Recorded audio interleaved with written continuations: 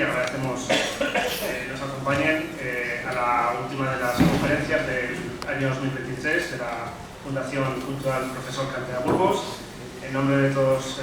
los miembros del patronato, pues agradecer esa asistencia, ese apoyo de la ciudadanía mirandesa. Y como viene siendo habitual, para el mes de diciembre solemos cerrar con una conferencia relacionada con la Navidad. En este caso lleva por título La Navidad, un recorrido a través del arte. Y para mí es un honor y un placer presentar al ponente de esta tarde, profesor y también compañero en este caso de la cátedra también de estudios, Alberto Ibáñez. Bueno, pues René Jesús Payo Hernández es catedrático de la Universidad de Burgos, dentro del área de Historia del Arte de la Facultad de Humanidades y Comunicación. Ha sido también vicerrector en su momento de la Universidad de Burgos, tiene una larga trayectoria, empezando con su tesis doctoral sobre el retablo de Burgos y comarca en los siglos XVII y XVIII, que la hizo en la entonces Universidad de Valladolid. Y también con una persona también nuestro maestro también, al que guardamos mucho cariño, Alberto Ibáñez, que fue su director de tesis y también fue profesor mío en la universidad. También es director de una institución amiga, como es la Real Academia Burgense de Historia y Bellas Artes, institución Fernán González de Burgos, que bueno, pues sería un poco nuestro referente en la capital burgalesa para nuestra fundación. También es cronista oficial de la provincia de Burgos, es director de la Cátedra de Estudios del Patrimonio Artístico Alberto Ibáñez, de la que yo también, por suerte, he podido formar parte aquí en Miranda. Bueno, pues por las circunstancias ahora mismo no se puede llevar a cabo en nuestra ciudad, pero bueno, pues esperemos que en próximas ediciones podamos ir con nuestros cursos de Historia del Arte, al que también agradezco a René esa confianza de que haya sido yo también el que haya podido estar al frente de ella. Y bueno, pues también René tiene distintos proyectos, ha sido director de varias tesis, tiene distintos méritos y publicaciones con distintas colaboraciones, una extensa actividad académica y sobre todo pues, bueno, pues el papel que ha tenido con la Fundación Octavo Centenario de la Catedral de Burgos, pues, bueno, pues una de las más recientes aportaciones que ha podido hacer René a nuestra cultura y a través del conocimiento de la historia del arte en Burgos y de Burgos para el mundo.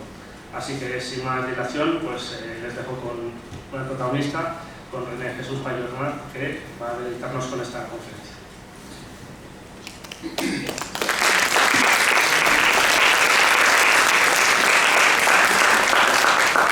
Bueno, pues muchísimas gracias Jorge, y muchísimas gracias sobre todo a esta querida y admirada Fundación Cantera, que ha tenido pues, la gentileza de invitarme a compartir con todos ustedes pues, estos prolegómenos de la Navidad, estos días finales del Adviento.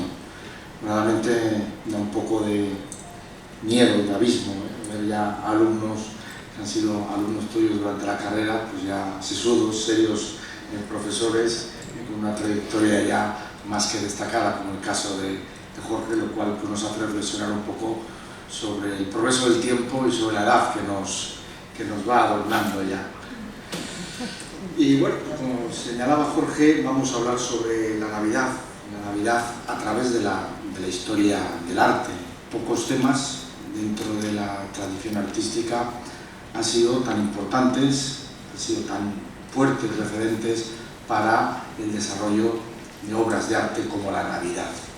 Desde los mismos orígenes del cristianismo, pocos años después de empezar a desarrollarse el cristianismo, ya empezamos a tener las primeras muestras de los primeros incipientes manifestaciones navideñas en el arte, pues hasta nuestros días, en donde todavía pues, la Navidad sigue siendo objeto clarísimo de inspiración artística. Y antes de pasar a realizar la Navidad en el arte, lo haremos indagando y profundizando en los distintos temas que conforman el ciclo navideño, pues sería bueno que analizáramos cuáles son las fuentes. Las fuentes las podemos dividir en dos grandes ámbitos, las fuentes en las que se inspiran los artistas que van a pintar, que van a esculpir los temas navideños, van a estar basadas en dos grandes grupos, ¿no? En primer lugar, el grupo de las que podemos denominar las fuentes canónicas, es decir, las fuentes que están plenamente admitidas por la Iglesia como fuentes oficiales, como fuentes incuestionables. Y si analizamos las fuentes nos daremos cuenta que son bastante exiguas.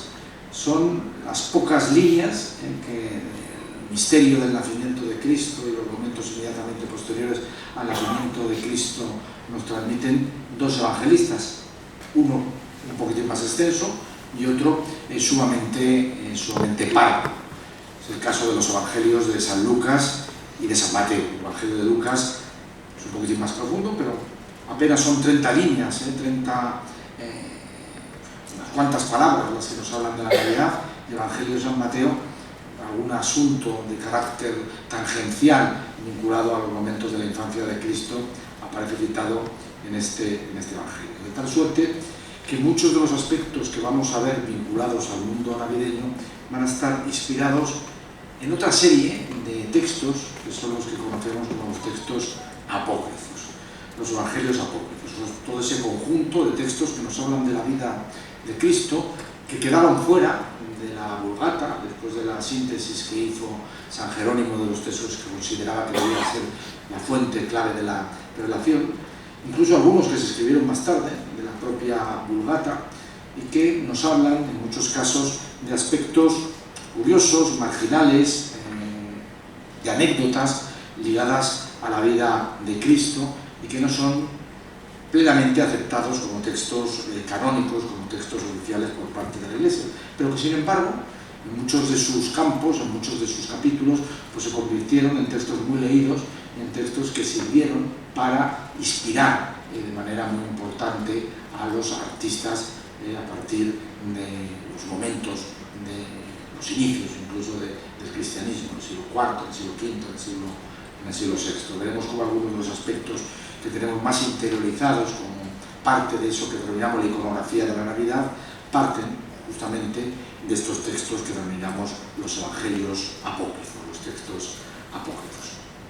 Junto a esto hay otra serie de textos muy importantes que se difundieron no solamente en el ámbito en el que surgieron, sino que tuvieron una gran difusión en otros ámbitos como consecuencia pues, de la existencia de múltiples copias de estos textos, como puede ser el Liber Pontificalis de Rávena, el Liber Pontificalis de Rávena que se escribe en el siglo IX y que va a resultar fundamental para entender las representaciones de algunos capítulos de la Navidad como el momento de la oración de los magos. Es un libro que tuvo mucho éxito no solo en el norte de Italia, sino que se copió y se recopió y hay copias en distintos lugares de Europa y que sirvió también pues, para la creación de una imagen de la Navidad fundamentalmente vinculada al mundo de los magos de Oriente. Un texto que también tuvo una enorme difusión, sobre todo a partir del siglo XIII, que se convirtió en una fuente clarísima de inspiración para los artistas, fue la famosísima Leyenda Dorada, escrita por Santiago de la Vorágine. Santiago de la Vorágine fue un monje dominico del siglo XIII, de los comienzos de la historia de la orden dominicana, que escribió lo que podríamos denominar en estos momentos un bestseller, un libro en donde se nos habla por un lado de la narración de la vida de Cristo, la narración de la vida de la Virgen y la narración de la vida de los santos, de los principales santos cristianos que en aquellos momentos habían alcanzado la gloria de los altares. En relación con la vida de Cristo, pues utilizó las fuentes evidentemente canónicas, pero también adornó esta vida de Cristo y también la vida de la Virgen, la adornó con otros textos de tradición apócrifa que fueron incorporados a esta leyenda dorada, que ya digo que tuvo una enorme difusión a partir del siglo XIII y que va a seguir editándose, va a seguir copiándose en la Baja Edad Media y editándose a partir de los años finales de la Edad Media y a comienzos de la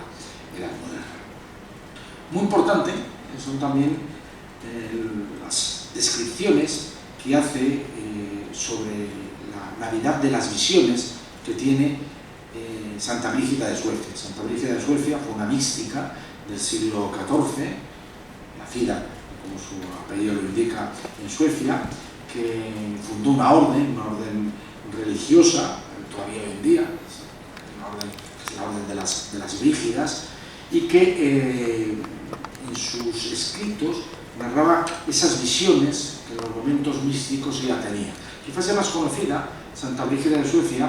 por las visiones que puso por escrito de la pasión de Cristo, en donde llegó incluso a contar las llagas que le infligieron a Cristo durante la pasión. Creo recordar que habla de 1240 y tantas llagas, 1240 y tantas heridas que le infligieron a Cristo durante la pasión.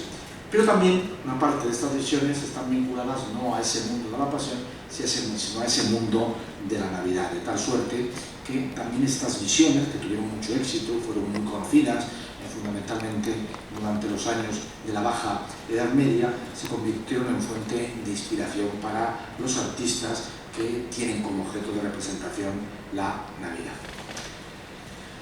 San Bernardo, el gran santo, el fundador de la Orden del Cister, el santo mariano por antonomasia, en sus famosas meditaciones, pues tiene también una suerte de traslación de imágenes que él, a través de visiones, tiene de cómo fueron algunos momentos importantísimos de la vida de Cristo, como el momento del nacimiento. En estas meditaciones se nos habla de cómo fue ese nacimiento, de cómo fueron los primeros momentos de la vida de Cristo, intentando con estas visiones pues llenar los huecos que en gran medida existían en los evangelios oficiales, en los evangelios canónicos. Bien, y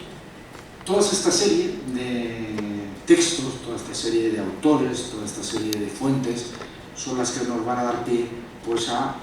indagar las representaciones, indagar en por qué las representaciones de la Navidad son como son, y a ello nos vamos a dedicar a partir de este momento en esta parte de la conferencia. Y empezaremos hablando pues, de un tema que no está exactamente vinculado al mundo de la Navidad, pero que se encuentra en íntima relación con el mundo de la Navidad, que es el tema de la Anunciación. El tema de la Anunciación, que tiene lugar su fiesta, como saben ustedes, el 25 de marzo, fiesta que se pone justamente 9 meses antes del nacimiento de Cristo. El nacimiento de Cristo no se sabe, no se produjo. Los evangelios no son demasiado profundos en relación con la fecha. Es más, estudiosos como Antonio Piñeiro dice que difícilmente pudo producirse en ese momento del 25 de diciembre como consecuencia de que hay algunos aspectos que nos dan los evangelios canónicos, como que los pastores estaban al aire libre en aquel momento. Sí que es cierto que las tierras de Palestina son tierras más cálidas que las tierras de la mayor parte de Europa, pero parece ser que la costumbre es que durante el invierno los pastores no estuvieran tanto tiempo al aire libre y que por supuesto no pasaran las noches al aire libre. Hay otro aspecto que señala que ese censo presunto que se realiza para contabilizar los habitantes del imperio y por el cual pues, José y María tienen que desplazarse hasta Belén, nunca se hubiera podido producir en la orden de su desarrollo en invierno, porque hubiera generado problemas para los que se hubieran tenido que trasladar de unos lugares a otros por la situación climática. ¿Por qué? Por lo tanto, el 25 de marzo y el 25, 9 meses más tarde, el 25 de diciembre. Parece ser que la mayor parte de los estudiosos señalan que hay un intento de cristianización de algunas fiestas paganas que tenían lugar en el Imperio Romano justamente en estos momentos. Tengamos en cuenta que en torno al 25 se está produciendo el solsticio de invierno, el momento en el que el sol comienza a vencer a la oscuridad. Lo podemos comprobar, ¿no? Según va pasando el 21 o 22 de diciembre, vamos viendo como poco a poco los días van avanzando un poquitín más en luz, ¿no? Van avanzando un poquitín más en luz hasta llegar al 20 y tantos de junio, que es cuando la luz triunfa plenamente, ¿no? Entonces, haciéndose ese paralelismo entre ese sol que va venciendo a la oscuridad y ese Cristo que va venciendo a la oscuridad, parece ser que podemos entender que los primeros cristianos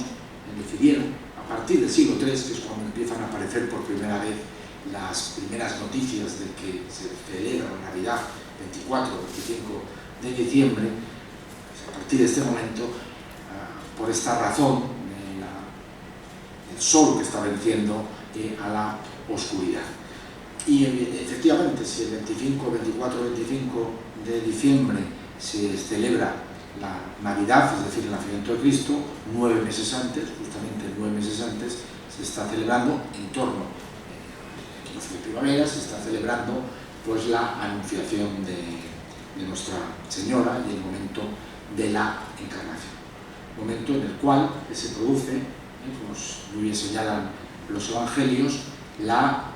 plena actuación del Espíritu Santo sobre la Virgen María y donde la palabra acaba por hacerse carne en el seno de la Virgen María. Esta fiesta de la Anunciación ya la tenemos testada a comienzos del siglo IV. Naturalmente, en el siglo III ya tenemos noticias de que se está celebrando la Navidad el 24 o 25 de diciembre,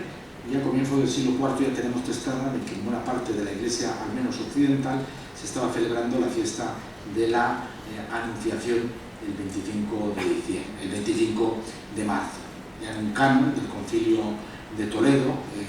se nos habla, en el año 655, de que era una larga tradición dentro de la Iglesia y que para muchos en ese momento comenzaba ese largo periodo de espera que culminaba con el nacimiento de Cristo 9 meses más tarde. Hubo algunos problemas porque en algunos momentos se trató de trasladar esta fiesta de la Anunciación a otro momento del año para que no coincidiera justamente con la Semana Santa, ya que en algunos momentos la fiesta de la Anunciación coincide con la Semana Santa. Incluso en algunos momentos la Iglesia romana trató de que se trasladara tanto la fecha de la Anunciación como la fecha de la Natividad. Si se trasladaba la fecha de la Anunciación, se tenía que trasladar la fecha de la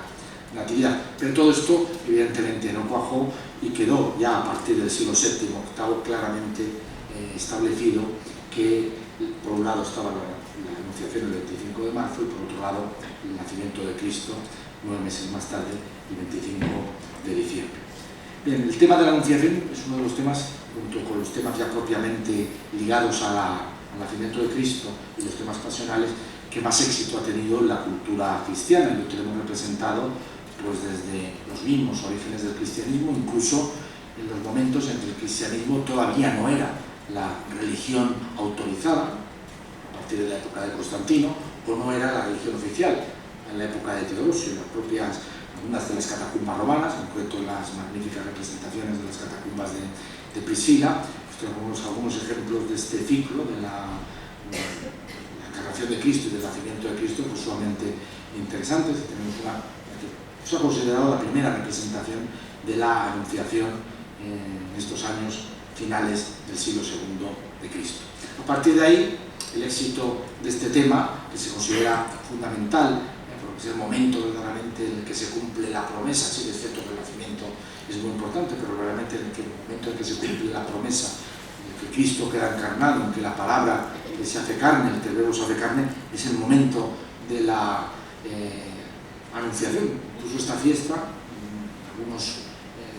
la tradición cristiana durante muchos años tuvo tanto más importancia que la fiesta de la propia Navidad, la fiesta del nacimiento, el momento del cumplimiento perfecto de la promesa.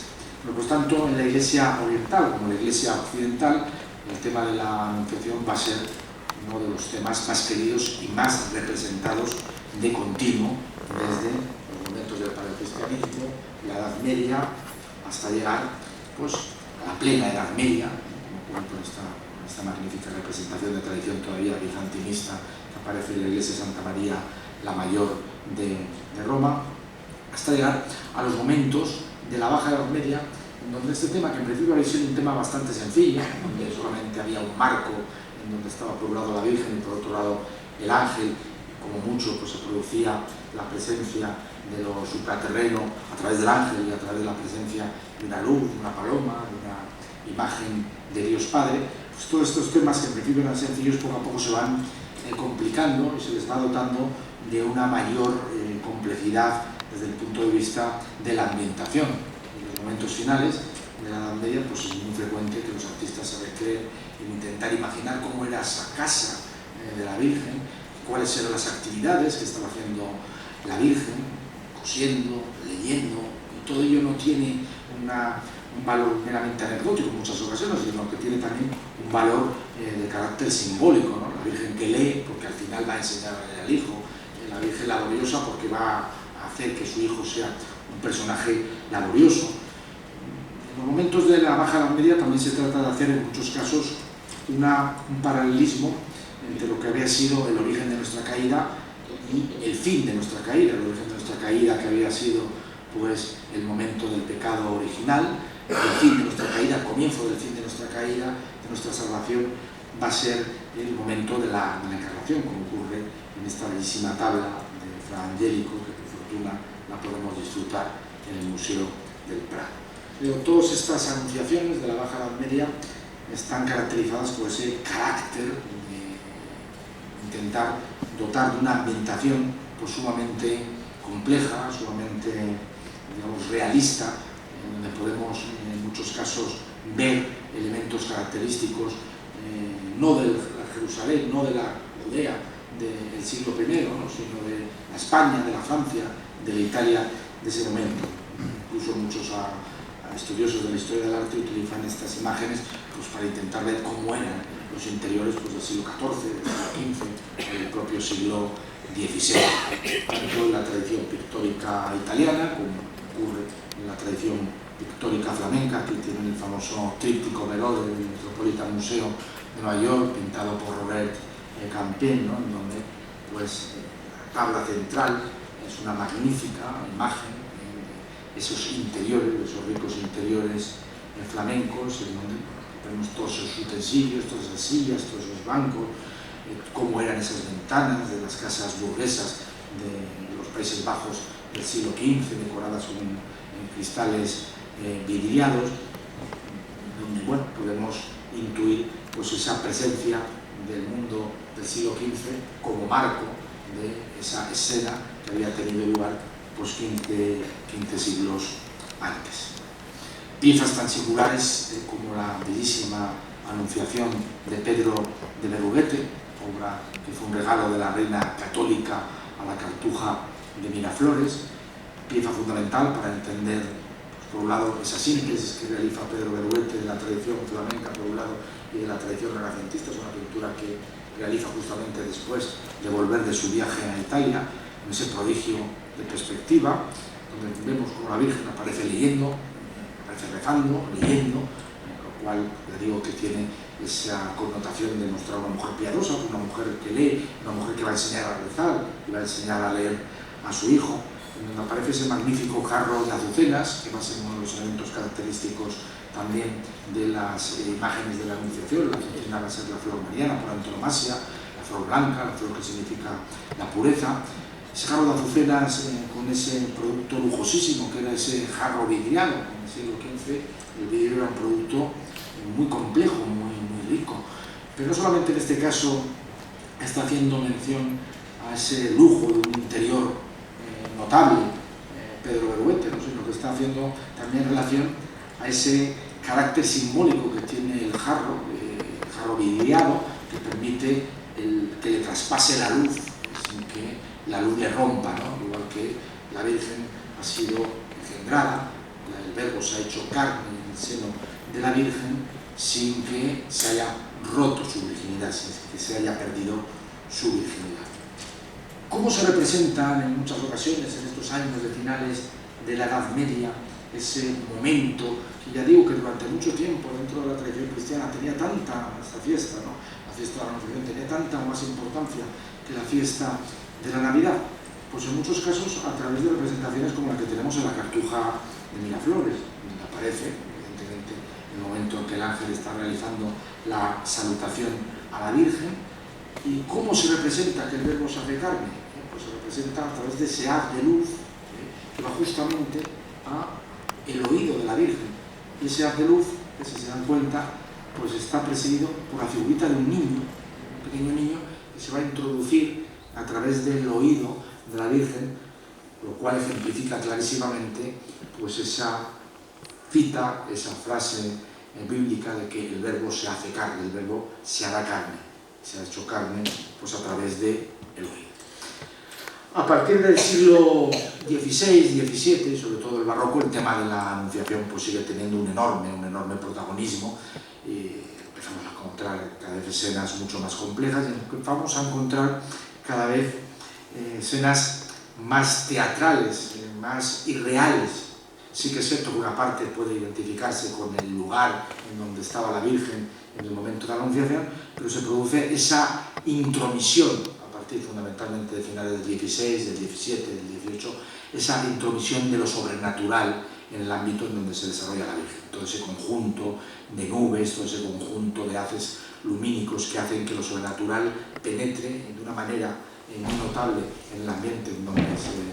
va a producir la Anunciación y que se produzca esa mezcla entre ese espacio real y ese espacio suprarreal representado por la figura. Vinculado al tema de la Anunciación, pues tenemos el tema del sueño de José. El tema del sueño de José es un tema que va a tener una cierta incidencia en la Edad Media, pero que va a despegar fundamentalmente a partir del siglo XVI. Tengamos en cuenta que José es un personaje importante dentro de la historia de la salvación. Es un personaje que ha quedado en gran medida al margen. Los textos canónicos hablan relativamente poco de José. Es un personaje que ha quedado en gran medida desplazado de la tradición, por un lado cultural, del culto, y por otro lado la tradición iconográfica. No es que no aparezca, veremos que sí que aparece, pero queda de una manera secundaria y sumamente desplazada. El tema del sueño de José, los primeros ejemplos los tenemos en la Edad Media, pero verdaderamente cuando el tema del sueño de José empieza a emerger con una enorme fortuna, va a ser a partir del siglo XVI en que el culto josefino, el culto a San José, adquiere una gran importancia. Culto josefino que va a estar muy ligado pues, a algunas personalidades, como la propia Santa Teresa de Jesús. Recuerden que Teresa de Jesús hablaba de San José en términos sumamente encomiásticos, señalando, por ejemplo, que todo lo que le había pedido a San José lo había conseguido, que era un santo un poco tardón, pero que al final lograba todo lo que se le pedía, ¿no? Todo lo que le pedía, San José se lo concedía. Y recuerden como buena parte de los conventos carmelitanos están dedicados a San José. Bueno, pues dentro de todo este renacimiento, refortalecimiento del culto josefino que tiene lugar a partir del siglo XVI, el tema del sueño de José va a tener una enorme trascendencia. El sueño de José es ese momento que nos narra el Evangelio de San Mateo, en el que cuando José se entera de que sin haber tenido él ninguna relación marital con la Virgen, se entera de que la Virgen está embarazada, pues decide repudiarla en secreto, porque era un hombre bueno y no quería someter a la Virgen pues a la humillación pública de mostrar que había estado con otra persona que no era él y que es la que había engendrado en su seno pues al niño que iban a nacer. Triste, se va, en un momento queda dormido y en ese momento un ángel se le aparece y le cuenta que evidentemente el hijo no es hijo del hombre, sino que es hijo de Dios, y por lo tanto José pues, a partir de ese momento admite y se compromete pues, a convertirse en el padre adoptivo de ese hijo mientras permanezca en este mundo. Curiosamente, también un tema que tuvo una enorme importancia en la iconografía, y que sigue teniendo una enorme importancia en la iconografía posterior, pero que tiene una enorme importancia en la iconografía de los primeros momentos del cristianismo y durante la Edad Media, es el tema de la visitación, porque los cristianos la entendieron como la primera gran hierofanía. ¿Qué es la hierofanía? La hierofanía es el reconocimiento, son los reconocimientos en algo mundano, en algo tangible, en algo material, de la realidad de Dios. Entonces, cuando María tiene constancia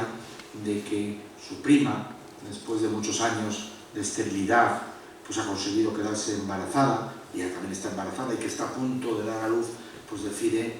visitarla. Todo esto nos narra de una manera muy poética el Evangelio de San Lucas, en donde se produce, en ese Evangelio de San Lucas, a consecuencia de esa visita, uno de los cánticos más bellos y que más éxito ha tenido dentro de la historia de la tradición cristiana, que es el Magnificat. Se alegra mi alma en Dios mi Salvador, ¿no? Porque ha reconocido la humildad de su esclava, ¿no? Y cuando se encuentra con su prima, pues pronuncia la Virgen María pues estas famosas frases que se convierten pues, en una de las oraciones más bellas dentro de lo que es la tradición cristiana, una de las oraciones más bellas marianas dentro de lo que es la tradición cristiana. Pero todo esto que aparece narrado en Lucas de una manera bastante sintética, va a quedar ampliado pues, en los evangelios apócrifos y muy ampliado en la narración que nos hace de la vida de la Virgen Santiago de la Alborada. Es una fiesta que en principio se celebraba el 2 de julio, pero bueno, se producía un problema. La fiesta se celebra el 2 de julio, la encarnación de la Virgen, la encarnación de Cristo en el seno de la Virgen se ha producido el 25 de marzo y el nacimiento de Juan el Bautista tiene lugar el 24 de marzo. Entonces se producía un problema. Los teólogos decidieron trasladar esa fiesta desde ese día de julio al 31 de mayo. De tal manera que actualmente la fiesta de la Visitación se celebra el día 31 de mayo, entre el momento de la Anunciación y el momento del nacimiento de San Juan Bautista. Según los textos y haciendo cálculos, parece ser que Santa Isabel quedó embarazada pues 6 meses antes que la Virgen María. Y estas representaciones pues, quedan ejemplificadas pues, en múltiples, estas narraciones quedan ejemplificadas en múltiples representaciones, desde la época, ya digo, paleocristiana, desde la época románica, en el mundo gótico, con esta magnífica imagen de la Visitación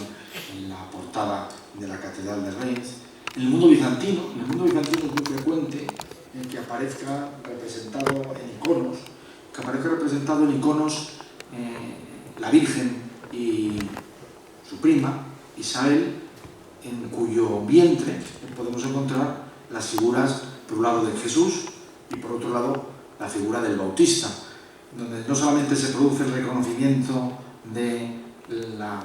prima con respecto a María, que está embarazada del que va a ser el Mesías, ¿no? Sino que se produce también el reconocimiento de ese niño nonato que se encuentra en el seno de Santa Isabel. Incluso aparece en muchas de estas representaciones bizantinas haciendo una reverencia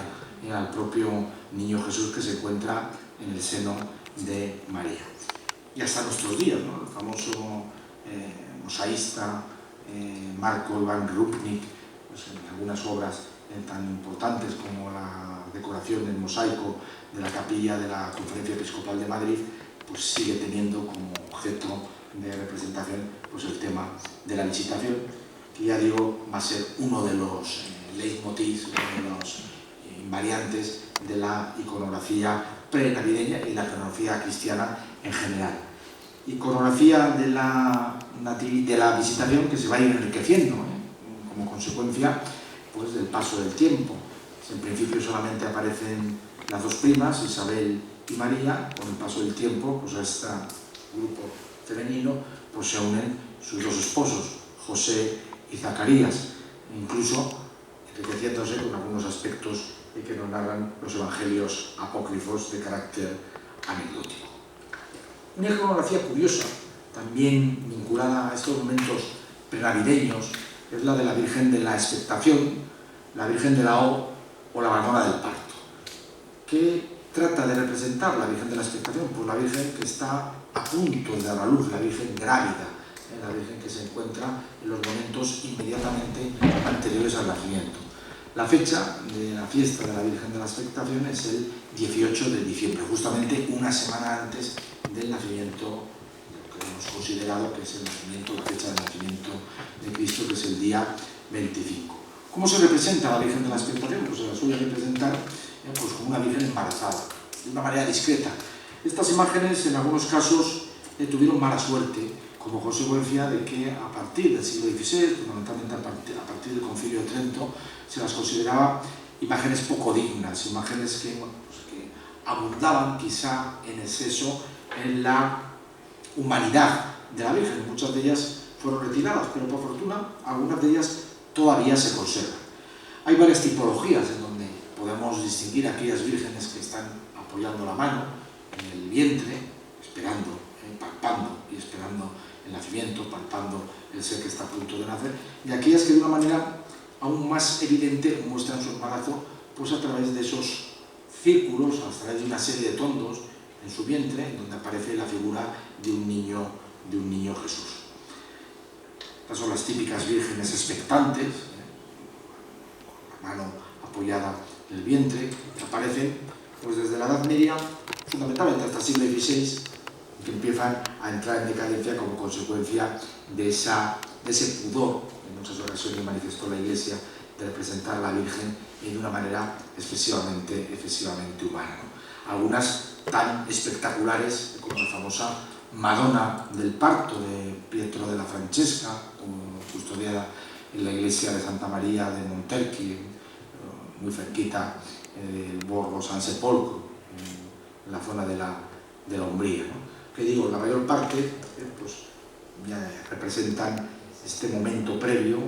del embarazo, al nacimiento, este momento del embarazo, los días previos al nacimiento de Cristo, a través de esta imagen de la mano apoyada en el vientre. Y algunas, ya digo, pues se salvaron y mantienen esta imagen del niño Jesús ubicado justamente en el vientre. Y aquí ha habido, esto está también vinculado también con las denominadas vírgenes arrieras, en cuyo interior en muchas ocasiones, vírgenes que saben, en cuyo interior en muchas ocasiones aparece también la figura de Cristo, ¿no? En muchas ocasiones el tema de la Virgen de la O se ha considerado que viene como consecuencia de ese círculo de la O. No es exactamente por eso. La tradición popular dice la Virgen de la O porque tiene una O en el vientre, ¿no? Y aparece en el centro la imagen del niño Jesús. Está en relación con una liturgia que tenía lugar una semana antes del nacimiento de Cristo, justamente el día 18, en donde se cantaba un salmo cuyas la primera palabra era siempre O Virgine, o Radix, o Turris. Entonces era O. Entonces, a partir de ahí, da lugar a esa denominación de la Virgen de la O, que al fin y al cabo es la misma que la denominación de la Virgen de la Expectación. Bueno, pues estamos ya en ese momento previo, en ese momento en el que la Virgen está a punto de dar a luz, y vamos a ver cómo se representa esa natividad, cómo se representa ese nacimiento de Cristo a través de la tradición iconográfica tanto oriental como occidental. Las fuentes que se utilizan pues son fundamentalmente los evangelios, el Evangelio canónico de San Lucas, los evangelios apócrifos, el protoevangelio de Santiago y el evangelio del pseudo Mateo, las meditaciones de San Bernardo, los textos que aparecen a partir del siglo XIII recopilando tradiciones anteriores de la leyenda dorada, la revelación de Santa Brígida y también algunos anónimos franciscanos. Después veremos la importancia que tienen los franciscanos a la hora de la fijación de la iconografía de la Navidad a partir del siglo XIII. Estamos en el año 2023 y se va a cumplir justamente el día 25 de diciembre el 8º centenario de una tradición que es muy querida por todos los cristianos, incluso por gente que no es cristiana, pero que culturalmente la tiene mucho cariño, que es la tradición del Belén. El primer Belén se produce en el año 2223, vinculado a San Francisco de Asís, lo veremos más adelante. Por lo tanto, los franciscanos van a tener un enorme protagonismo, tanto en la fijación de los temas de la infancia de Cristo, como también de los temas de la pasión, pero eso sería otra conferencia. Probablemente se admite que hay dos modos de representación, dos grandes modelos representativos de lo que es el nacimiento de Cristo. El modelo representativo oriental y el modelo representativo occidental. Y simplificándolo mucho, más antiguo es el oriental, vinculado a la iglesia bizantina, que después se extiende en parte también por el mundo occidental hasta el siglo XII, XIII, donde empieza a desarrollarse el nuevo sistema representativo occidental. Esta tradición oriental, esta tradición bizantina, normalmente ubica la esfera del nacimiento en una gruta, no en un establo, sino en una especie, en una suerte de cueva, frente a la tradición bizantina occidental, en donde se le va a representar una construcción arquitectónica tipo pesebre, pero fuera de una gruta, fuera de una cueva. Tendríamos un ejemplo de lo que sería esta tradición representativa oriental, en un icono del siglo XIV, lo pueden ver a la izquierda de la pantalla, y en una representación más moderna, una representación bizantina, de tradición bizantina, pero más moderna del siglo XX, donde vemos a la Virgen y al Niño Jesús ubicados en una cueva, en una gruta. Frente a la tradición representativa de carácter occidental, en donde es en el exterior, en una construcción externa, en donde se produce este nacimiento, va a ser el marco de este nacimiento. Esta construcción externa va a tener múltiples tipologías, desde formas que nos remiten más pues, a lo que puede ser un pesebre, a lo que puede ser pues, un aprisco de ganado, o va a ser muy característico también a partir de finales del siglo XV, por la representación de que este pesebre, que este lugar en donde se produce el nacimiento de Cristo, sean unas ruinas de carácter clásico, unas ruinas de carácter romano, unas ruinas que nos hablan de cómo el viejo orden, el viejo mundo romano, está empezando a ser superado por el nuevo orden, el mundo cristiano, y en donde en muchas ocasiones pues el propio pesebre, donde según la tradición se convirtió en cuna de Cristo, pues se convierte en una suerte de sarcófago, como ocurre por ejemplo en esta magnífica pintura de Ghirlandaio de los años centrales del siglo XV, pintada para una de las iglesias, para la Capilla Sassetti, para la iglesia de la Trinidad de Florencia. ¿Quiénes son los protagonistas de la escena? Bueno, pues verdaderamente los protagonistas de la escena del nacimiento son tres: Jesús, María y José. Después todo esto queda adornado de una manera muy notable por otra serie de protagonistas a los cuales nos iremos refiriendo, ¿no? Jesús y María, a lo largo de la tradición bizantina, pero también a lo largo de la tradición occidental, hasta bien entrado el siglo XIII, incluso el siglo XIV, se la representa tumbada, se la representa acostada. A partir del siglo XIII-XIV, cada vez va a ser más frecuente que se la represente o bien de pie o bien arrodillada. Arrodillada porque según la tradición que nos traslada Santa Brígida en sus visiones, la Virgen, en cuanto vio a Cristo en sus manos, después del nacimiento, lo depositó en el suelo y se puso a adorarlo de rodillas. Pero va a ser muy frecuente, ya digo, hasta el siglo XIII-XIV, que la Virgen aparezca recostada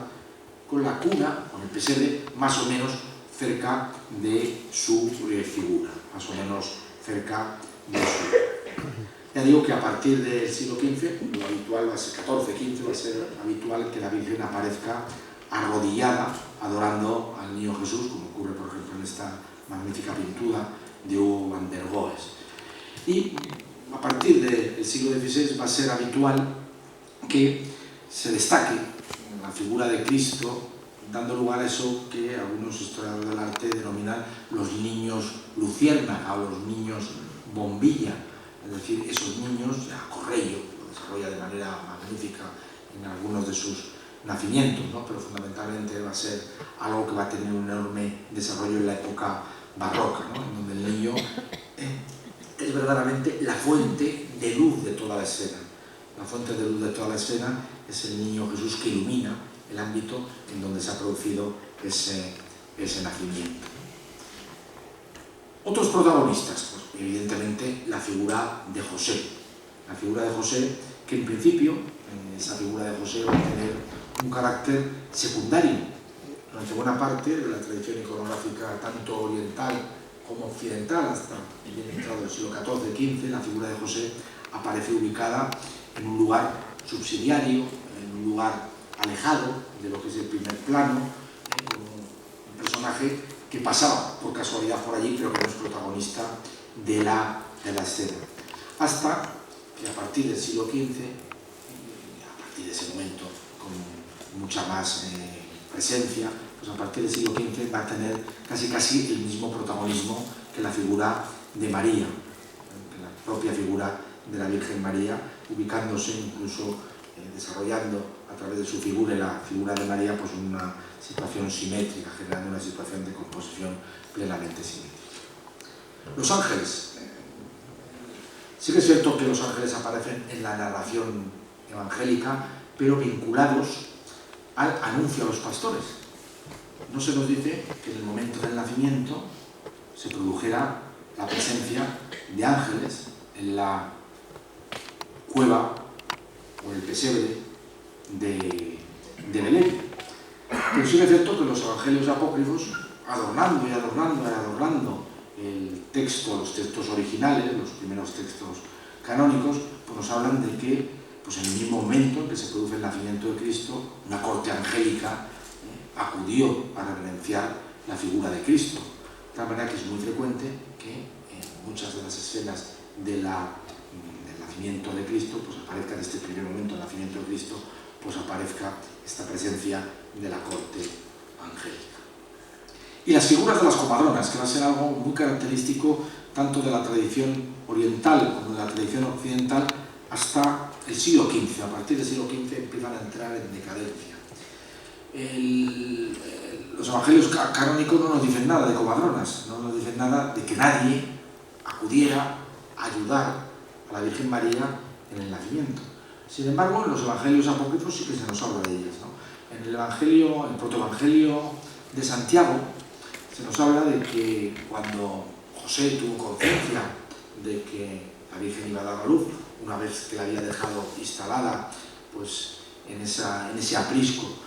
pues salió corriendo hacia la localidad para buscar una partera que ayudara a dar a luz a María. Y bueno, pues encontró una partera en Belén y acudieron al pesebre, y cuando llegaron al pesebre se encontraron que ya había nacido el niño. Y que había nacido el niño y que el niño estaba allí en la cuna, en el pesebre, con toda su gloria. Entonces la partera reconoció que en ese momento había nacido el Redentor. Incluso hay un canto de la partera que habla del reconocimiento del Redentor. Esta partera acude a Belén a buscar a otra partera amiga suya, que se llamaba Salomé, y que no se lo cree. Que no se lo cree. Mientras yo no lo vea, no lo creeré. Entonces, que ha habido un nacimiento, que ha nacido el Mesías,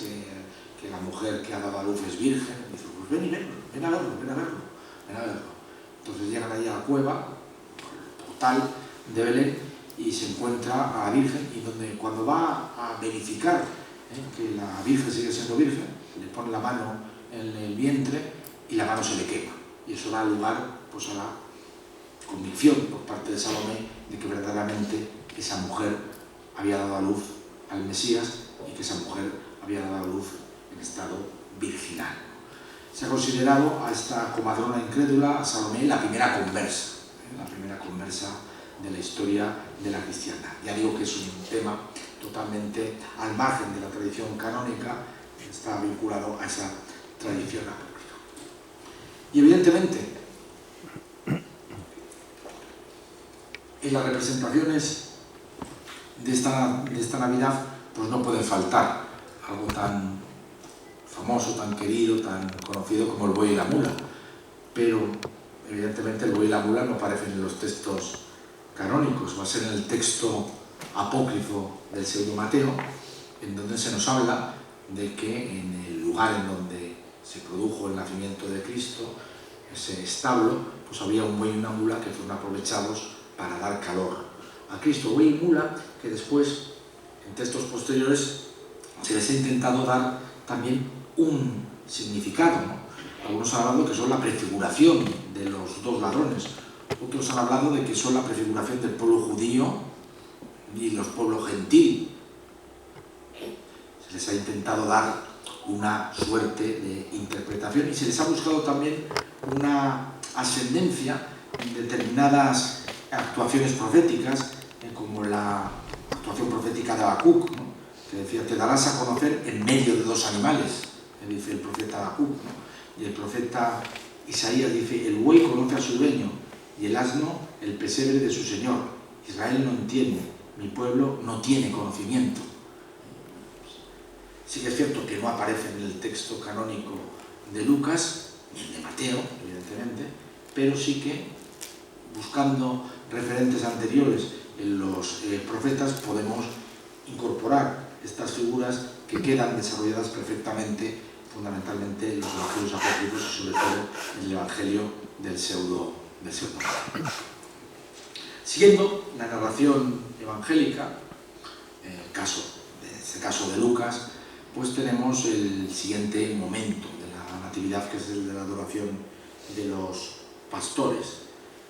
Lucas va a ser, curiosamente, el tema de la adoración de los pastores casi más extenso que en la narración de lo que es el propio nacimiento.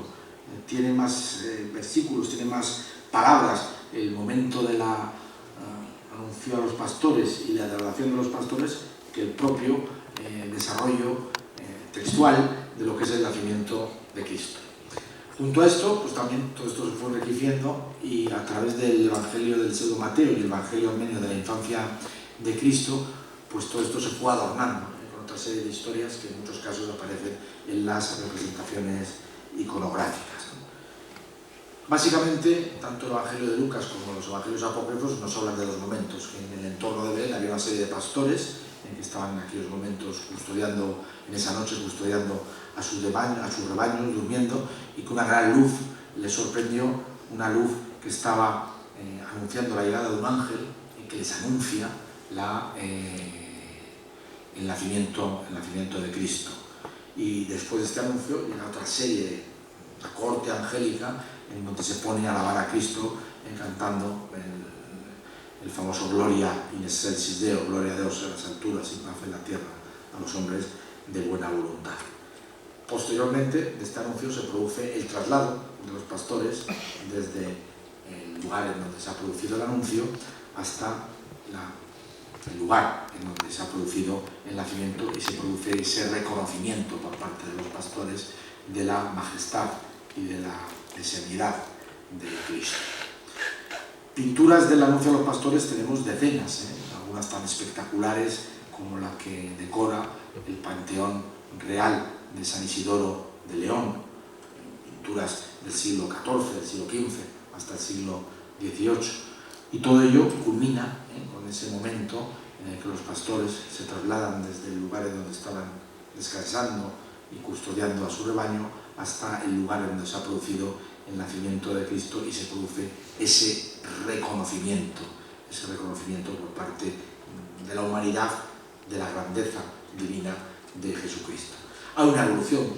formal, evidentemente, en todas estas representaciones, que van desde representaciones en parte más naturalistas, más contenidas, representaciones ya a partir de la segunda mitad del siglo XVI y en el siglo XVII y XVIII, pues mucho más barrocas, ¿no? En donde, bueno, pues el niño vuelve a tomar ese protagonismo como niño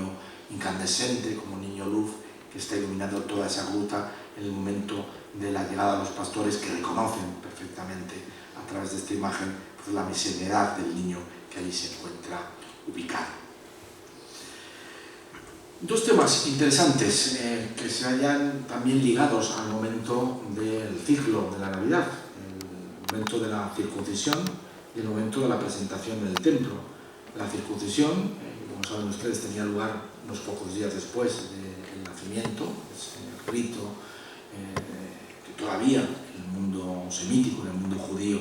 pues sigue practicándose, y el momento en el que se le ponía el nombre al niño. Se realizaba normalmente en la sinagoga, y un personaje, un sacerdote avezado,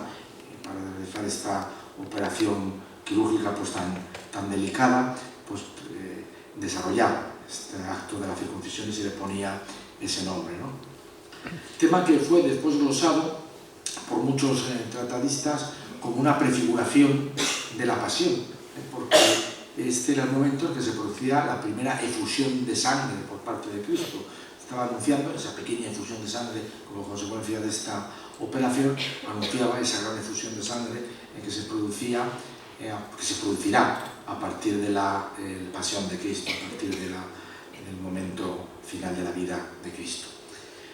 Un texto que aparece fundamentalmente narrado en Lucas y que también en muchas ocasiones queda enriquecido por los textos apócrifos, donde pues, muchos textos apócrifos nos hablan de que el niño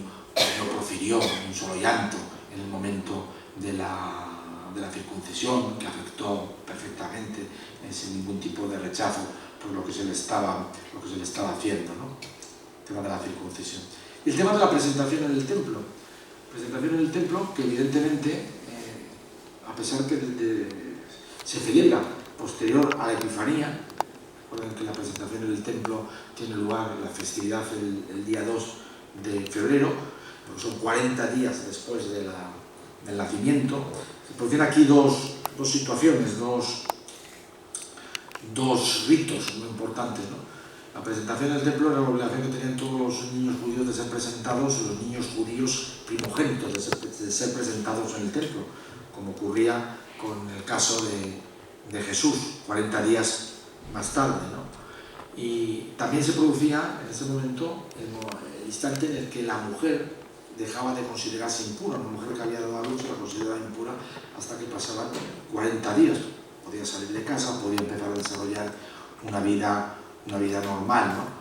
Esta fiesta parece ser que estaba acompañada pues, de una enorme parafernalia vinculada pues, a la entrega de sacrificios, tórtolas o pichones en el templo, y también al desarrollo de una serie de acciones luminarias. Por eso esta va a ser la fiesta de las candelas. En la fiesta de las candelas, y va a dar lugar el día 2 de febrero, va a dar lugar a la festividad de las candelas, ¿no? Y que también va a tener esta historia pues una enorme trascendencia en lo que es la iconografía cristiana. Es uno de los temas, junto con la circuncisión, que más veces se va a representar en la tradición cristiana. La presentación en el templo tiene también un carácter de hierofanía. El niño es presentado en el templo a los 40 días del nacimiento, y allí en ese templo pues, había dos personajes, ¿no? Un personaje, el anciano Simeón, y un personaje, la profetisa Ana. El anciano Simeón, que pronuncia la famosa frase del Nunc Dimittis: por fin puedo en este momento, Señor, dejar este mundo tranquilo, porque me has permitido ver la plasmación de la promesa que tú has hecho al pueblo de Israel en la figura de este niño. Y en donde se produce también un anuncio a la Virgen María, hablando de que, andado el tiempo, pues una espada trasladaría su alma, hablando del futuro dolor que vivirá la Virgen pues a lo largo de su vida, de algunas acciones de la vida de Cristo. La primera, la pérdida del niño Jesús en el templo, pero las más graves, evidentemente, pues las que se producen a raíz de la pasión, ¿no? Y también el reconocimiento por parte de esa profetisa Ana, que se hablaba de que hay dudas, ¿no?, de si tenía 84 años, los textos no quedan muy claros si tenía 84 años o llevaba 84 años viviendo en el templo, con lo cual podía tener más de 100 años, ¿no? Esa mujer anciana que también reconoce en ese momento, igual que el anciano Simeón reconoce en la figura de Cristo por la figura del Salvador, ¿no? Otra gran hierofanía, en una figura mortal, estos dos personajes reconocen la grandeza mesiánica de ese niño cuya imagen pues, evidencia clarísimamente pues, que ya se han cumplido todas las promesas que durante tanto tiempo había venido esperando el pueblo de Israel, ¿no? Aquí vemos una representación del siglo XVI, en el momento en que el anciano Simeón pues, reconoce la grandeza mesiánica del niño, y ese niño también es reconocido en su grandeza mesiánica por la figura de la profetisa Ana. Con representaciones tan espectaculares de la presentación como la que tenemos la fortuna de contar en la provincia de Burgos, en la catedral, ¿no?, en la capilla de los condestables, conocida con el nombre de la capilla de la presentación, pues el tema fundamental, pues el tema de la presentación del niño Jesús en el templo. Y por supuesto, importantísimo, el tema de la adoración de los magos, una de las representaciones iconográficas más queridas y más famosas dentro de lo que es el ciclo de la Navidad, que nos aparece narrado de una manera bastante exigua en el Evangelio de Mateo. En este caso no es el de Lucas, sino el Evangelio de Mateo, y que queda enriquecido pues, en el Protoevangelio de Santiago, en el Evangelio de Mateo, en el Evangelio armenio de la infancia de Cristo, en el Pontifical de Rávena, en la leyenda dorada. ¿Qué nos cuenta el Evangelio de Mateo? Pues nos habla de que unos sabios habían tenido conocimiento de que se había producido el nacimiento de un personaje importante, del Salvador, y que habían visto una estrella y habían acudido, siguiendo esa estrella, hasta Judea, hasta las tierras de Palestina, para reconocer la grandeza de ese niño. Llegando a Judea, preguntan a Herodes dónde ha podido nacer este personaje, y Herodes pregunta a sus consejeros que dónde estaba previsto el nacimiento del rey, de reyes, del Salvador, y dice que en Belén de Judá. Entonces ellos se dirigen a Belén de Judá y verdaderamente allí reconocen la grandeza del Salvador y se produce la adoración y el reconocimiento epifánico del Salvador. Tiene un componente simbólico muy importante porque hasta este momento todos los que han reconocido a Cristo eran exclusivamente personajes vinculados al entorno de Cristo. La figura de estos magos habla de la universalización del reconocimiento de Cristo. Herodes le dice, como saben muy bien, a los reyes que una vez que hayan adorado al niño, le hayan reconocido al niño, que vuelvan, que le digan exactamente dónde está, para que él pueda ir también a reconocer a el niño recién nacido. Sin embargo, los reyes tienen sueños, una visión onírica, señalando que no deben pasar por el palacio de Herodes, porque Herodes tiene malas intenciones, y obvian a la vuelta a sus destinos pasar por el palacio de Herodes, lo cual provoca, como saben, el enfado de Herodes y va a dar lugar a otro de los temas iconográficos vinculados al mundo iconográfico de la Navidad, que es el martirio de los inocentes, la matanza de los inocentes. Bueno, el texto de Mateo, el resumen es lo que les he hecho, no nos habla de que los personajes fueran reyes, nos habla de que los personajes fueran tres. Sí que durante mucho tiempo pues ya empezó a identificarse que eran tres, porque se nos habla de que en el texto de Mateo, de que los objetos que le entregaron a Cristo para reconocer su grandeza divina, pues fueron el oro, el incienso y la mirra. Entonces ya desde el principio pues se empezó a pensar que podían ser tres, uno que llevó el oro, otro que llevó el incienso y otro que llevó la mirra, pero no se nos habla de que fueran reyes y no se nos habla de que fueran tres. Va a ser posteriormente, fundamentalmente a partir del Evangelio armenio de la infancia de Cristo, en el que ya se identifica con tres personas, que se identifica ya no solo con magos, sino con reyes. Y en el Evangelio armenio de la infancia de Cristo ya se nos dan los nombres, porque los evangelios canónicos no se nos da para nada los nombres. En el Evangelio armenio apócrifo de la infancia de Cristo nos hablan de Melcón, de Gaspar y de Baltasar, ¿no? Melcón, que era un rey que reinaba sobre los persas, Gaspar, que era un rey que reinaba sobre los árabes, y Baltasar, que reinaba sobre los indios. En el siglo VII, Beda el Venerable ya introduce por primera vez algo que va a ser característico, pero que va a costar que se introduzca de manera plena en la iconografía de los Reyes Magos, porque va a ser muy característico a partir del siglo XV, que va a haber uno de los reyes que va a tener tez morena, porque tampoco el Evangelio canónico nos habla de que ningún rey fuera negro, ¿no? En el libro Pontificales se recogen todas estas tradiciones, se nos habla de tres reyes y se nos habla de un rey negro. Incluso en el libro Pontificales se nos llega a decir que en cada uno de los reyes representa uno de las partes del mundo conocido, ¿no? Uno serían Asia, el reino asiático, el mundo del Oriente más lejano, otro sería el mundo del Oriente más cercano y otro sería el mundo africano. Bien. Y a partir de ahí pues también se va a intentar identificar qué significado tuvo cada uno de esos regalos. El oro entregado por uno de los reyes va a ser el símbolo de la realeza, el incienso entregado por otro de los reyes va a ser el símbolo de la divinidad y la mirra va a ser el símbolo de la muerte, el símbolo de la entrega por parte de ese personaje al cual van a reconocer estos reyes y que va a acabar sus días pues siendo sacrificado. Y la mirra parece ser que era un producto que se empleaba de manera frecuente para tratar los cuerpos de los personajes notables una vez que habían muerto. Representaciones las tenemos antiquísimas, ya algunas del siglo II, en donde aparecen tres personajes.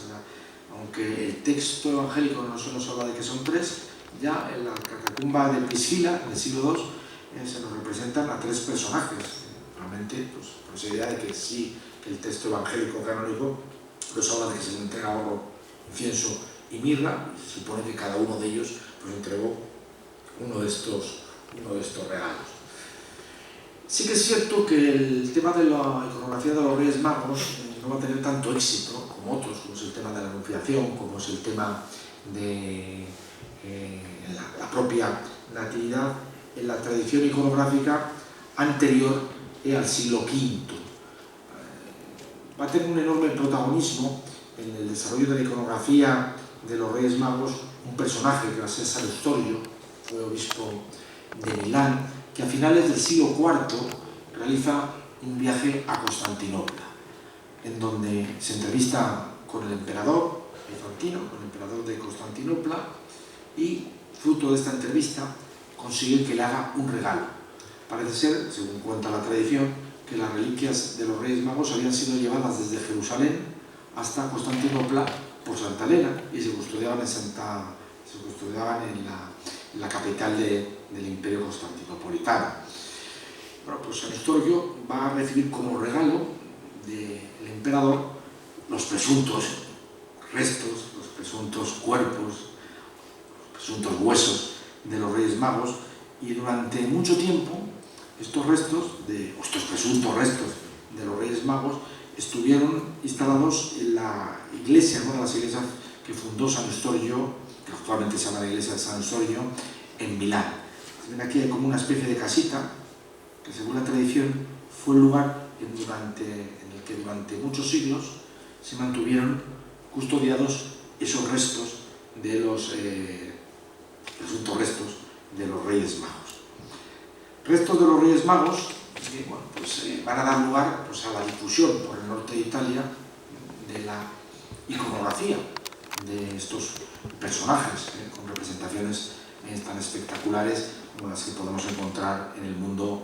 ravenate. En Ravenna nos encontramos varias representaciones de los Reyes Magos. Estas reliquias de los Reyes Magos estuvieron custodiadas en el templo de San Eustorio hasta las décadas finales del siglo XII, en el que el emperador Federico Barbarroja, en un momento en que Milán se sublevó contra el imperio, recuerden todas las luchas de los territorios norte italianos, que en muchas ocasiones no querían seguir formando parte del Sacro Imperio Romano Germánico, entra en Milán, saquea Milán, el emperador Federico Barbarroja, y uno de los tesoros que se lleva de Milán a Alemania van a ser los restos de los Reyes Magos, que van a ser trasladados a Colonia. Y en Colonia es donde se les va a custodiar a partir de estos momentos, desde finales del siglo XII, desarrollando este espectacular relicario, que va a dar lugar, este relicario, no solamente a una serie muy notable de peregrinaciones que van a acudir a venerar los restos de los Reyes Magos, sino también a la creación de la gran catedral de Colonia, la catedral de Colonia, que se empieza a construir en los años centrales del siglo XIII, en gran medida está en relación con la llegada de las reliquias de los Reyes Magos, de este relicario, y la necesidad de construir ese gran templo que fuera el lugar de custodia de los Reyes Magos. En relación con la historia de los Reyes Magos, nuestra tierra, Burgos, tiene un elemento muy curioso y muy interesante, ¿no? En la catedral de Burgos está enterrada la familia de los Astudillo, están enterrados en la capilla de Santiago. Los Astudillo eran una familia de grandes mercaderes del siglo XVI y que comerciaban con los Países Bajos, pero también comerciaban con Alemania y comerciaban con Colonia. Entonces ellos se hicieron tan ricos que dentro de lo que es la propia catedral construyeron una capilla para custodiar este relicario de los Reyes Magos, una capilla que desapareció como consecuencia de las obras de culminación de la Catedral de Colonia, que, como saben, empiezan a mediados del siglo XIII y solamente van a acabar en el siglo XIX, y ya en el siglo XIX, cuando se termina la catedral, deciden trasladar de esa primitiva capilla que habían fundado los Astudillo en el siglo XVI, justamente a la zona del presbiterio, un lugar preeminente, ¿no? Cuando se termina la catedral, ya digo, en los años mediados del siglo XIX. Fue tal el proyecto, de tanta magnitud el proyecto, que costó, como pueden comprobar, muchísimo tiempo el que culminara. La Catedral de Colonia se convirtió en un lugar de peregrinación máximo, uno de los grandes de peregrinaciones europeos. No tenía tanta importancia como Roma, no tenía tanta importancia como Santiago, pero sí que va a ser un lugar de enorme tradición romera, de enorme tradición de peregrinaciones, incluso para celebrar pues estas peregrinaciones los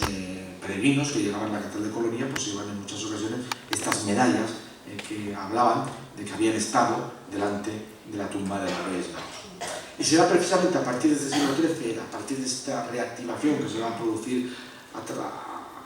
consecuencia del traslado de los restos desde Milán a Colonia, cuando se produzca pues, ese gran auge, ese gran boom de la iconografía de los Reyes Magos, que como se dan cuenta en estas representaciones del siglo XIII, de la propia catedral de Burgos, muy interesante, porque hoy en día los estudiosos hablan de que estas esculturas que aparecen en el claustro de la catedral de Burgos muy probablemente no fueron desarrolladas por escultores franceses, sino que pudieron ser desarrolladas por escultores alemanes muy vinculados al ámbito de Colonia, ¿no? Pero como ven, todas estas representaciones, todavía del siglo XIII, del comienzo del siglo XIV, sí que han fijado ya la imagen de los tres reyes, pero no han fijado la imagen todavía de la representación tan singular del rey con piel, con tez morena. Va a ser muy habitual que a partir del siglo XIII, pues, uno de los personajes,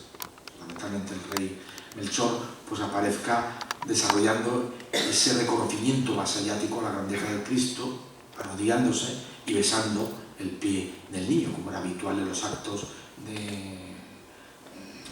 de fidelidad vasallática, en donde el vasallo se arrodillaba y besaba el pie de su patrón. Todo esto va a hacer que se vaya produciendo un enriquecimiento de esta iconografía de los Reyes Magos en los años de la Baja Edad Media, en los años de comienzos del Renacimiento, en donde no solamente aparecen ya la figura de los reyes, sino que es muy frecuente que se represente eso que denominamos la cabalgata de los Reyes Magos, es decir, todo ese traslado desde Oriente hasta los territorios de Judea de las figuras de los Reyes Magos acompañados por su gran séquito. No solamente son tres personajes, sino que es todo ese séquito impresionante con el cual aparecen rodeados estas figuras, como en las famosas pinturas de Lenoso Soli del Palacio Medici de Florencia, ¿no? Pues, claramente es un auténtico espectáculo ver pues todos estos acompañantes que acompañan las figuras de los Reyes Magos. O de una manera más sencilla, también en una pieza de la provincia de Burgos, esta cabalgata de los Reyes Magos que aparece en el tríptico de comienzos del siglo XVI de Santibáñez Tartaruga. Desde finales del siglo XV, ya en el siglo XIV en alguna representación tenemos la imagen del negro, pero va a ser fundamentalmente a finales del siglo XV en donde comience a emerger la figura del rey negro de una manera pues muy notable y muy evidente. Otro tema iconográfico es el de los sueños de los Reyes Magos. El sueño de los Reyes Magos, que tiene una enorme repercusión fundamentalmente a partir del siglo XIII. Y para terminar tenemos el tema de la huida a Egipto. El texto que más lo desarrolla es el Evangelio de Mateo, también los textos apócrifos. Texto que nos habla pues, de esa aparición onírica de un ángel que hace que San José deba partir con la Virgen María hacia Egipto para evitar pues esa venganza de Herodes. Tenemos representaciones muy antiguas, en época bizantina, en época románica, en este tema, que poco a poco se van enriqueciendo a través de las narraciones apócrifas, en donde en muchos casos pues, nos hablan de cómo las ramas de los árboles se bajaban para que San José pudiera coger los frutos en ese camino a Egipto. Y bueno, pues un tema subsidiario de la huida a Egipto es el descanso a la huida a Egipto, que nos dan los evangelios apócrifos, en donde se nos habla que en muchas ocasiones los ángeles bajaban del cielo y que cantaban al niño para que pudiera quedar dormido, ¿no? Y vinculado a este tema, pues tenemos también el tema del regreso a la huida a Egipto, en donde normalmente se suele representar al niño Jesús con un tamaño ya más maduro, eso aparece ya andando, por lo cual no se nos habla de cuánto tiempo estuvo en Egipto el niño Jesús y la Santa Familia de Nazaret, pero en algunos casos se nos habla de que estuvo más de un año y que ya cuando volvió pues estaba ya crecido y que tenía capacidad de volver andando. Y vinculado a este tema pues tenemos el de la matanza de los inocentes, un tema de serias dudas desde el punto de vista histórico. El propio Fabio Josefo, que nos narra todas las crueldades de Herodes el Grande, pues no, le tenía mucha manía a Herodes, no nos habla de esta matanza de los inocentes, que sin embargo sí que aparece en los textos canónicos y en los textos apócrifos, y que también va a dar lugar pues, a una serie muy importante de representaciones de carácter artístico, tanto en época paleocristiana, como en época bizantina, como en época románica, como en épocas posteriores. Y para terminar, el origen del Belén. Hay dos grandes teorías en relación con el origen del Belén. Una que está en relación con todas esas celebraciones que se desarrollaron en Roma a partir de la llegada en el siglo V de una reliquia, que se llamaba la reliquia de la Santa Cuna, que se conserva en la iglesia de Santa María la Mayor, en donde parece ser que se hicieron algunas representaciones dramáticas en torno a esta reliquia, pero la mayor parte de las teorías señalan que el origen del Belén, que justamente se cumple este año, el octavo centenario, tiene lugar en esa celebración que va a tener lugar en 1223, cuando San Francisco de Asís decidió celebrar en Grecio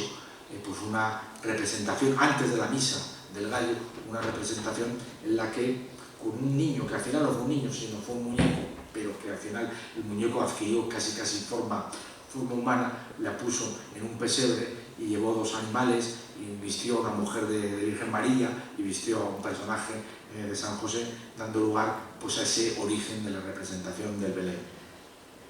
Representación del Belén que bueno, pues, va a tener después un enorme éxito pues, a través de otros personajes como San Cayetano de Tiene, que empezó a representar esos belenes vivientes en figuras, pequeñas figuritas articuladas en el reino de Nápoles, que va a dar lugar, como saben ustedes, pues, a esas grandes representaciones en figuritas de la historia del nacimiento de Cristo, que van a ser introducidas en España por el rey Carlos III, y de ahí viene que también nuestro país, igual que en Italia, había sido antes el rey de Nápoles, antes que el rey de España, que cuando llega a España va a introducir esta tradición en los territorios hispánicos, que va a dar lugar a que en España como en Italia pues estas representaciones de los belenes pues tengan tanto éxito y sean tan queridas dentro de nuestra tradición cultural. Bueno, vamos a terminar porque creo que el tiempo se nos está echando encima, me he extendido quizá más de lo habitual, por lo tanto les pido disculpas y les doy las gracias por su atención.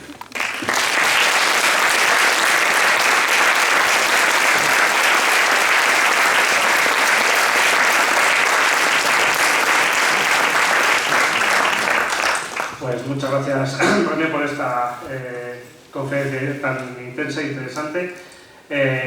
Dejamos el tiempo si alguien quiere hacer alguna pregunta y algún micrófono de algunos de mis compañeros, con Roberto, si alguien tiene alguna pregunta para el profesor Payo.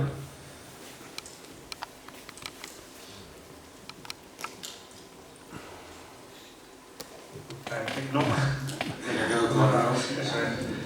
Pues muchas gracias por acudir a Miranda. Había sido mi intención acabar cantando un villancico, pero no nos da tiempo, lamentablemente. Me hubiera gustado hablarles también de algunos aspectos, como los orígenes de algunas representaciones dramáticas, como el auto de los Reyes Magos, el canto de la Sibila, el origen de los villancicos, pero bueno, queda para otra ocasión. Muchísimas gracias.